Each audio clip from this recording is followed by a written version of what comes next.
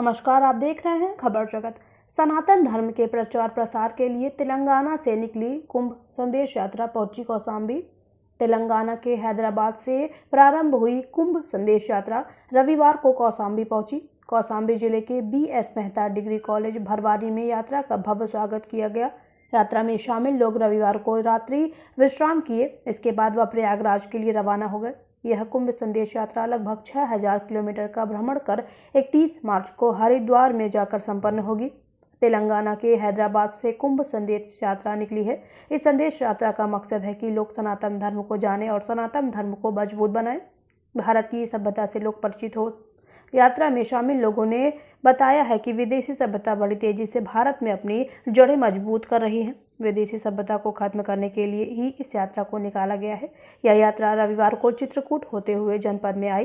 पहले यात्रा कड़ाधाम पहुंची, इसके बाद वह भवंस मेहता डिग्री कॉलेज भरवारी पहुंची।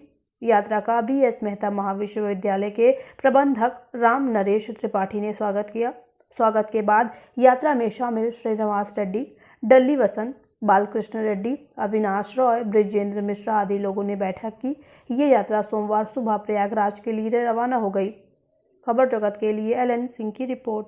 यात्रा आज कौशाम्बी में रुकी हुई है, क्या इसका प्रयोजन रहा है और ये यात्रा आगे कहाँ जाएगी? देखिए, कुंभ संदेश यात्रा का बड़ा व्यापक चिंतन है और बड़ा व्यापक स्वरूप है और मैं समझता हूँ कि जो संकल्पना आई है कहीं पर किसी जो शक्ति है उस शक्ति की प्रेरणा से ही ये प्राप्त हुई है। इसका लक्ष्य संपूर्ण विश्व को, संपूर्ण देश में सनातन धर्म जो सुषुप्त अवस्था में हो रहा है, जो जागृत अवस्था में होना चाहिए, उसे जागृत करने का है और कुंभ इसका आधार है। दक्षिण और उत्तर भारत दोनों को जोड़ करके ही ये संस्कृत का, जो सनातन धर्म का पुनर्प्रादुर्भाव संभव है। और जो विश्व का जो वैज्ञानिक चिंतन है, उस वैज्ञानिक चिंतन से हमारा ये चिंतन सुपर साइंस है। आज ये कौशाम्बी की इस धरती पर आया है ये चिंतन, और ये मैं इसको एक चिंतन मानता हूँ। यात्रा तो यात्रा है, लेकिन ये देवी देवताओं का जो कड़ाधाम की चर्चा किया, कड़ाधाम में गए, वहाँ दर्शन किया और भगवती जानते हैं कड़ा का क्या महत्व है, शक्तिपीठ है।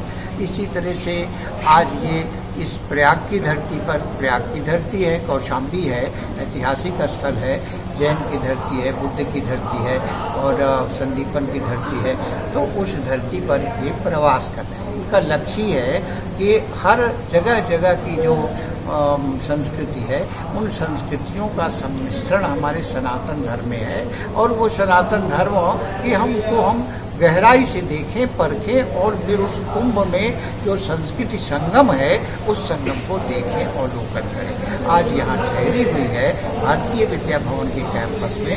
भारतीय विद्या भवन पूरी तरह से भारतीय संस्कृति के लिए समर्पित है। कल ये प्रयाग की धरती पर जाएगी यात्रा और ये चिंतन उस धरती पर जाएगा जहाँ पर जो हमेशा से चिंतन का केंद्र रहा है, जहाँ ऋषि मुनि और भगवान स्वयं वटत से पत्र से कुटेशयानम बालम मुकुंदम मनशास्मनामि, जहाँ पर भगवान प्रलय में स्वयं वट वृक्ष शरण देता है, ऐसी धरती का आशीर्वाद लेकर के काशी, जो शिव की त्रिशूल पर बसी हुई नगरी है, वहाँ से होते हुए ये पुनः हरिद्वार की ओर प्रारंभ करेंगे, प्रस्थान करेंगे। ऐसी यात्रा है। इस यात्रा में हमारे दिल्ली वसंत जी हैं, बड़े युवा हैं, इनमें बड़ी आध्यात्मिक प्रेरणा है। ये हमारे नए युवाओं के प्रेरणा स्रोत हैं।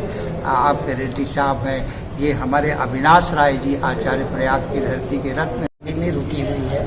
कुंभ संदेश यात्रा का क्या उद्देश्य रहा है और आप लोग इस कुंभ संदेश यात्रा से यहाँ के लोगों को क्या संदेश देना चाहते हैं? कुंभ संदेश यात्रा के माध्यम से सनातन धर्म की जो मूल सोच है, सनातन धर्म जो एक जीवन पद्धति है, जो दुनिया के प्रत्येक व्यक्ति का चिंतन सनातन धर्म में है, उस दुनिया के चिंतन को दुनिया के सामने लाने का प्रयास ही कुंभ संदेश यात्रा का मूल उद्देश्य है। हमारा सनातन धर्म ही एकमात्र दुनिया का ऐसा धर्म है जो दुनिया के प्रत्येक प्राणी की चिंता करता है। वसुधैव कुटुंबकम की बात करता है। हमारा सनातन धर्म ही कहता है कि प्राणियों की में सद्भावना हो, विश्व का कल्याण हो।